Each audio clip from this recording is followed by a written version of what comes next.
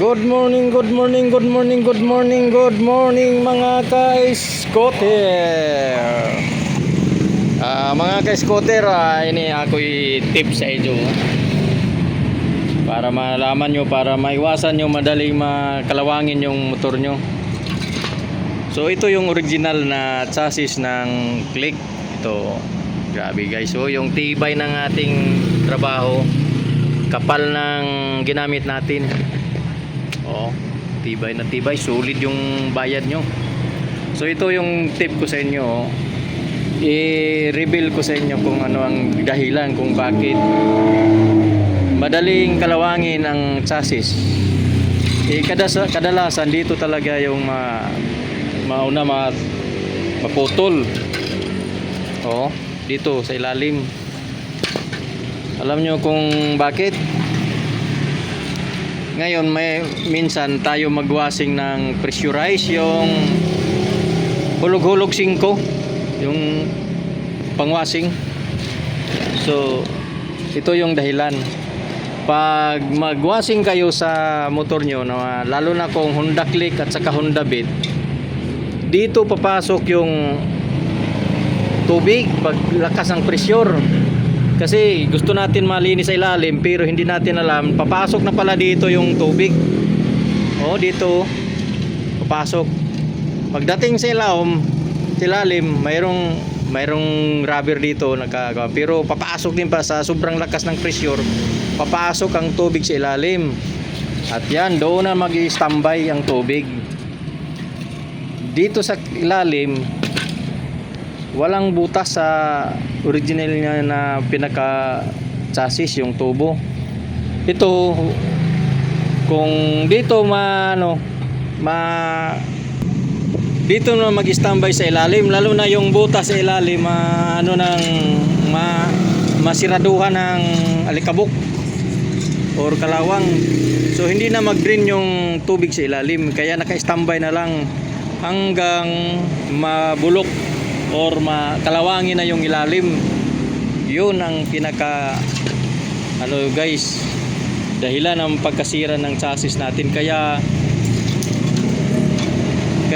magwashing tayo pero hindi talaga guys maiwasan, kasi minsan papuan tayo sa baha, lulusong tayo sa baha hanggang sa maabot dito yung tubig, papasok talaga sa ilalim yung tubig. Kaso ang pag-drain niya, lalo na sila, mayroon rin siyang maliit na butas sa ilalim, pero sa tagal-tagal ng panahon mabarahan siya ng alikabok. So kaya naka-standby na lang yung tubig sa ilalim. So yan ang dahilan. Dito portion yung tubig naka-standby, kaya dito na una naputol. Kaya aywan ko sa Honda kung bakit hanggang dito lang yung bracket nila. Hindi pwede naman hanggang dito. So hanggang dito lang yung ang pinakawik na pag kinalawang na, ang pinakawik na portion dito. Walang bracket, kaya dito gaya dito hanggang dito papunta dito mayroong bracket. Hindi naman pwede naman to ipunta dito yung bracket. Bakit hanggang lang dito? Sino kayang engineer na nakaplano dito? Bakit hindi sinaga dito yung bracket? Yung kanyang clip, anong tawag dito? Sinadya siguro guys para bibili na tayo ulit ng bago pag maputol. Pero hindi alam ng taga Honda, mayroon dito sa Pinoy. Maraming Pinoy na marunong. Akala nyo hindi ko maano yung problema nyo. Ito guys, 1/4 5mm. Ito 1/4 ito. Gauge 40, schedule 40. Yan guys, grabe, sulit yung bayad nyo. Mayroon pang dito nakapila guys. So yan guys yung mga tip ko sa inyo. So sa may mga scooter dyan na mga Honda Click at saka Honda Beat, ito yung problema nyo. Ito yung tip. Iba naman yung sa scooter. Sa Mio at saka Mio ay. Sa Mio ay reveal ko na lang sa inyo. Yung sa Mio, yung chassis niya dito tubo. Pero pagdating dito, yung butas dito sa tubo hindi sinirado, hindi gaya dito sirado. Yan guys, sirado. Pero sa sporty, open lang yung kanyang butas, hindi tinakpan, hindi siniraduhan. Kaya ang chassis ng Mio Sporty hanggang dito, palusong dito at saka diretso dito. Kaya yung tubig na galing dito mag-washing tayo ng pressurized na pang-washing, hindi maiwasan na mayroon kaunting pumasok sa ilalim, dadaan sa ilalim at saka dito mag-standby. Maghanap tayo ng sa Mio nga chassis. So ito guys yung sa sporty, ito yung chassis na sporty, dalawa lang.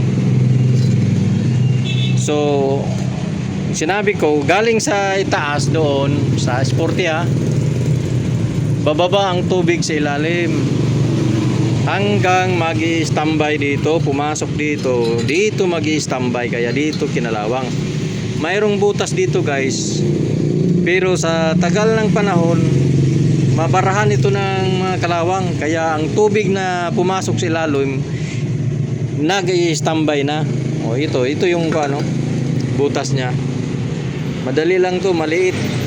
Kaya dito mabarahan ng kalawang sa ilalim, wala na, hindi na lalabas. At saka maliit lang yung chassis nila, ito. Naputol kaagad. Kaya ang ginagawa ko, nag-DIY ako ng chassis sa pag-repair ng mga sporty, Mio Sporty, Mio i. Kung tingnan nyo na lang sa video ko sa YouTube channel natin na Motoruho Vlog, sa YouTube channel, makita nyo na yung chassis na ginawa kong DIY sa Mio Sporty. Mayroon ng dinagdag ko dito na channel bar. Ito yung ginagamit ko ng mga tubo para pang sporty, ito Onoy Media Schedule 40 din. So yun ang mga tip ko sa inyo, yung mga dahilan kung bakit madaling masira yung chassis natin. So mga tip yan. So ito yung gawa natin, So i-full wheel na lang natin, So kung gusto nyong tingnan nyo na lang yung video natin sa YouTube channel natin para makita nyo yung ginawa natin, kung paano natin ginawa yung pag-repair sa chassis. So tibay na yan, sulit guys. Kasi yung concern ko yung safety ng rider, lalo na kadalasan yung scooter pang pamilya. Minsan yung mga bata, magpaangkas tayo doon sa unahan, doon natin pa standing position. Pag maputol yun, biglaang putol, maipit yung bata nyo, kasi hindi natin makita sa ilalim na malapit nang maputol.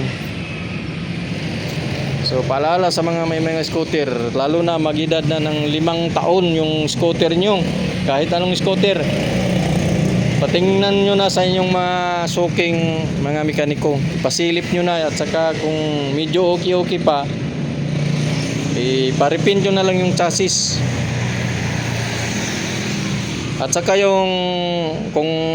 pero mas mabuti, na lang ang tambag ko or suggestion ko sa inyo, bumili kayo ng grasa, punasan nyo yung chassis, punasan nyo ng grasa lahat ng sa ilalim. At saka yung butas sa Mio Sporty Mio ay lagyan nyo ng oil dito sa dito bandang dito yung tubo, yung chassis ng kuan ng Mio, para bumaba yung oil doon yung chassis ng kuan Mio, papasok doon, bahala na mag-standby. At importante na oil maano yung kalawang ma-stop na. So yan guys, salamat sa panonood at saka paki-share para makatulong tayo na maiwasan yung madaling makalawangin yung mga chassis nyo sa may mga scooter. Eh hindi tayo kailangan talaga na patingnan nyo na lang yung motor nyo. O hanggang dito na lang guys, kay nahurot na yung Tagalog ko. Ito lang yung mukha natin. Bye bye guys.